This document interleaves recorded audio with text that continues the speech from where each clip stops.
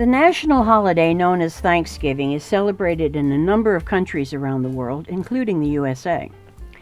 So mid-November in America marks the official launch of the holiday season, a time of year marked by all kinds of religious celebrations, family gatherings, gift buying and giving, all ending with the arrival of a brand new year. But Thanksgiving sees increased rates of fires, drunk driving, and serious injuries too, many of which are like life-altering or fatal.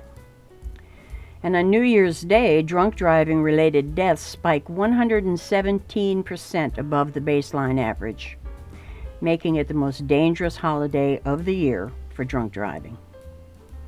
Of course, it isn't just the holiday season when driving drunk kills a lot of people.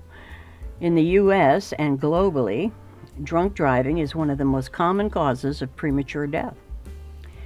And despite it being illegal to drink and drive in every single state, 29% of traffic fatalities involve alcohol. And 30 people die in the United States in alcohol-related accidents every single day.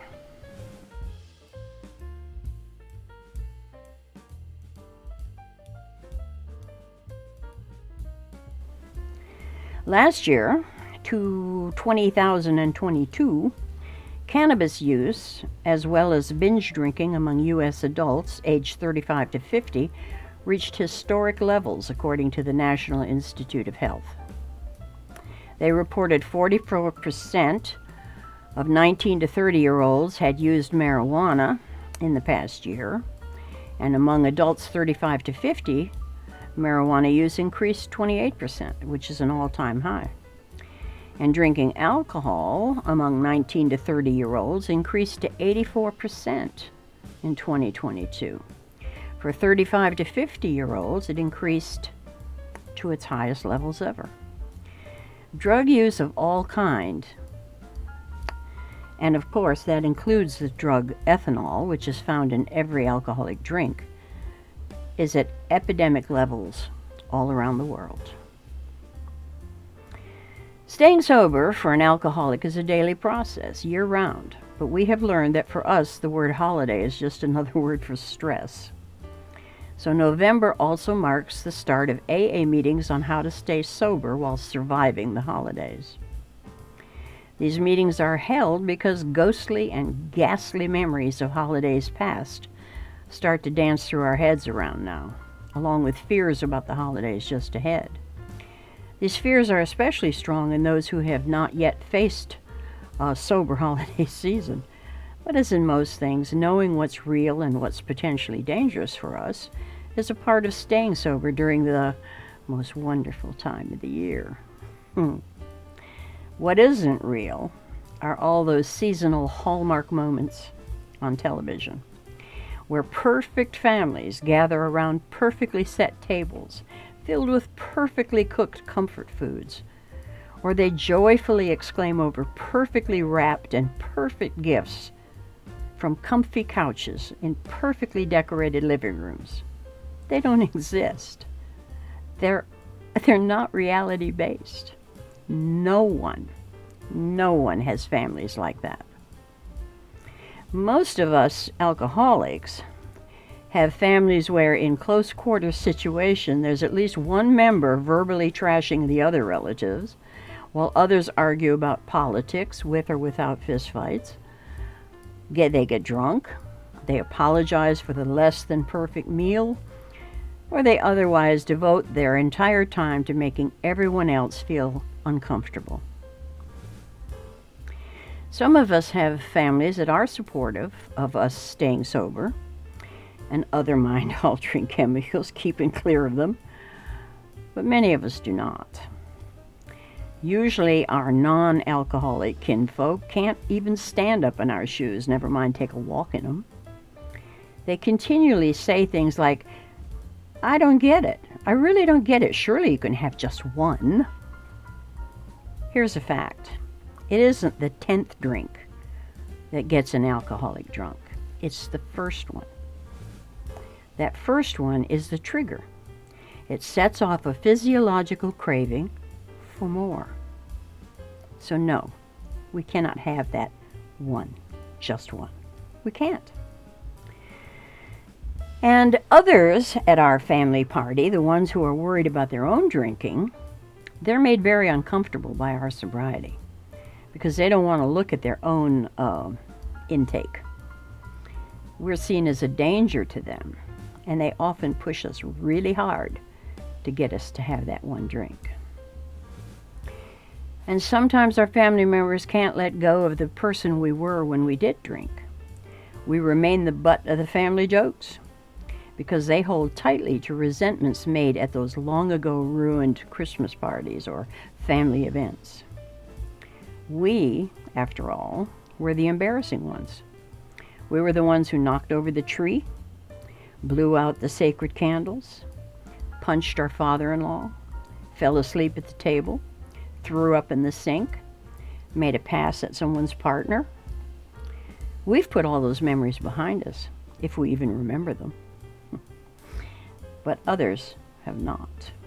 They still fear more of the same from us, and in their eyes, we will always be the family bad guys. Under the burden of all that baggage, family gatherings, or just family period, often remain the hardest place to navigate in our sober lives. Or as I once heard in a meeting, if it's not one thing, it's another. And if it's not another, it's your mother. The good news is, AA members now have another family. We have our AA family. And they validate, support, encourage, and get us safely through the holiday season and all other life events. Our AA family members, they get us. We don't have to explain our discomfort at being surrounded by people drinking and trays full of drinks on every table and people gulping down drinks while looking at us like we're the weird ones. All the seasonal meetings about the holiday hazards help get us centered in this tinselly days ahead. There'll be many people there who have lived through all the dangers of holidays past and stayed sober. They assure us that if they could do it, we can do it. And they're right. I should also note there's a small number of AA members who will go into the holidays confident they won't drink. And confidence is a good thing, but it's always a good idea to be on guard against the cunning, baffling, powerful, and patient nature of our disease. There's a book called Living Sober, and it talks about the biochemical, unchangeable nature of our disease, and they put it like this. I'll read this. Alcoholism respects no ifs. It does not go away, not for a week, for a day, or even for an hour, leaving us non-alcoholic and able to drink again on some special occasion or for some extraordinary reason, not even if it's a once-in-a-lifetime celebration or if a big sorrow comes into our life, or if it rains in Spain or the stars fall on Alabama. Alcoholism is for us unconditional, with no dispensations, none available to us at any price. Over the holidays, we'll probably be invited to parties where people will be drinking, or we'll have to get through another session with family members who drink, or we'll be tempted, seemingly beyond hope, by all the Christmas cheer ads on TV that can spiral us downward into depression. Even holiday chocolates filled with genuine booze can be a booby trap for us. When in doubt about the candy or that big bowl of holiday punch, we need to ask first, what's in there? Having a plan in place ahead of the holidays is very important for us. Making our sober plan is far more important than getting cards in the mail or buying pretty candles or wrapping presents. The first part of that plan is to step up our own attendance at AA meetings throughout the entire holiday season, and many groups offer more meetings during that time frame, and of course there are Zoom meetings 24/7 all around the world. And we must also get in touch with our personal higher power before heading out to holiday events. It's the way to renew our courage and to know with that kind of backing, we're going to be fine. If we're single and invited to a +1 party, we can take along a friend who's also in recovery. Decide with them at a signal an excuse for leaving if either one of us gets uncomfortable. And longtime couples, of course, can use that same ploy. Family gatherings, of course, are much more tricky. But the key here is to let people know the minute you arrive that you have another holiday party to go to that same day. Then get the basic must-do part of it out of the way, you know, like opening the presents or eating dinner or lighting candles, whatever it is. And then head out as soon as possible to your next holiday party. And no one there needs to know that your next holiday party is actually an AA meeting. Everyone knows, after all, that around that time of year, some of them on the same afternoon or evening, there will be other parties. The next holiday party message works equally well when you have to escape that dreaded office party, too. Wish I could stay. Gotta go. And if you drive, well, then take yourself to your holiday gatherings whenever it's possible. You can then leave immediately should you decide you're getting too uncomfortable with all that holiday cheer going down people's necks. And so when 'tis the season arrives this year, go have some fun, laugh, and be merry. After all, the holidays only roll around once a year. My God.